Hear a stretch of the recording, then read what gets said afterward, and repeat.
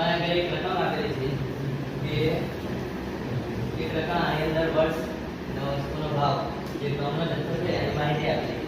એમાં જે વર્ષ 2005 એના આધાર વર્ષ તરીકે લઈ કે જે 2005 નો જે ભાવ હોય એના આધાર વર્ષ તરીકે લેવાનો, 1650 જે ભાવ છે એના આધાર વર્ષ તરીકે લેવાનો, અને બાકીના જે વસ્તુના ભાવ હોય એનો સૂચકાંક તૈયાર કરવાનો. અને સૂચકાંક તૈયાર કર્યા પછી જે વર્ષ 2013 છે એના ભાવમાં જે ટકાવારી વધારો થાય, જેટલા ટકા વધારો થાય તેની ગણતરી કરવાની, કેટલા ટકા વધારો થાય એ ગણતરી કરવાની. તો જ્યારે આધાર વર્ષ તરીકે કીધું હોય તો અચળ આધારની ઉપયોગ થશે. તો પહેલા સૂચકાંકનું સૂત્ર આવે છે કે I બરાબર P1 ભાગ્યા P0 ગુણ્યા 100. તો આગળ પહેલા 2005 ની ગણતરી કરીએ તો 150 આધાર વર્ષ એટલે એનું 2005 લેવાનું ગુણ્યા 100. આનો જવાબ આવે કેન્સલ એટલે 1 ગુણ્યા 100 એટલે 100.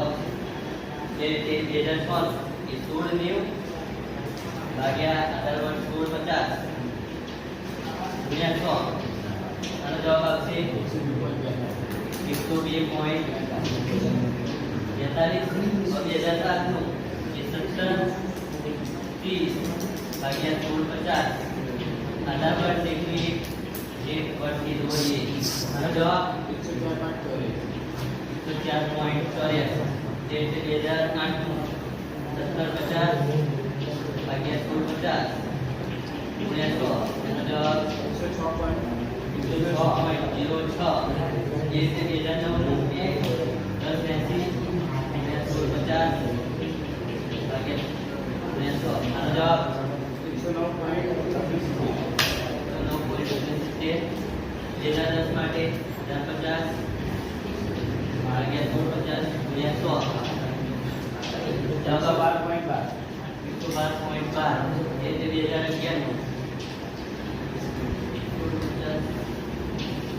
ગુણ્યા 100. બોલો 13.33. 12 માટે 100 ભાગ્યા 1650 ગુણ્યા 100. 115.15. 2013 માટે